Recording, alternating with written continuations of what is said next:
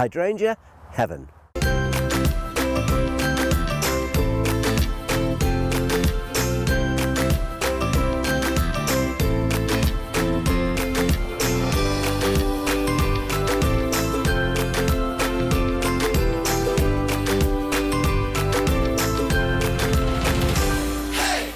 Hello, I'm Alan Gray. Welcome to Get Gardening. Today I'm going to talk about hydrangeas.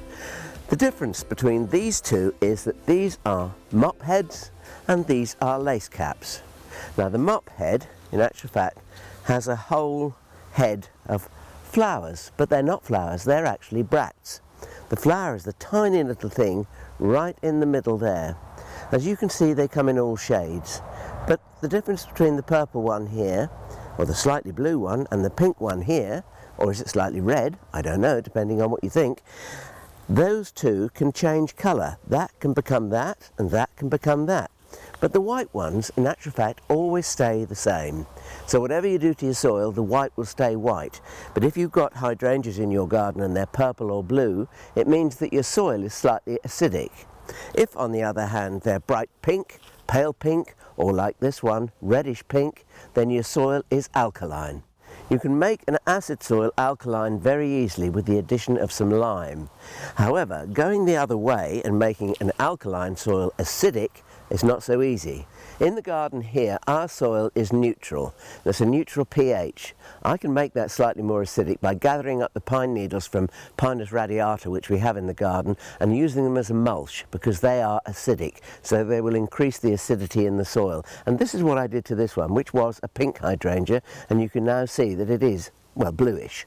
Another type of hydrangeas are the ones with lace caps, so called because they have an outer ring of sterile florets, which are the bracts around the edge, with the real flowers being in the middle here. These brilliant blue on this white flowered variety, and on this pink flowered variety they're slightly mauve. You can see all the little balls in the middle, well, they're the flower buds, and the flower buds, when they open, they're full of those little stamens.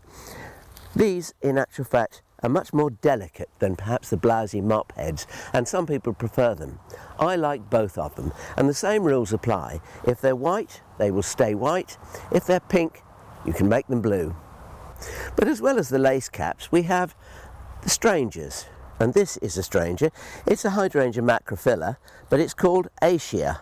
And if you look at the individual flowers, let me just pick one so you can see it individually, you'll see that it has 4 petals or bracts, but they're actually dished and cupped like the flowers on a lilac bush. The majority of hydrangeas flower on their old wood. That is to say that the wood they produce this year, the shoots, the new shoots this year, are the flowering shoots for next year. So you've got to be careful how you prune them.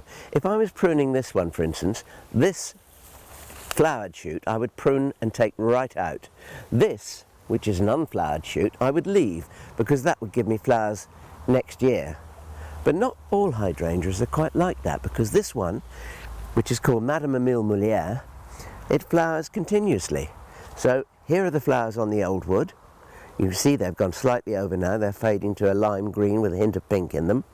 And here's a fresh flower that is still producing, pristine white, wonderful in the shade.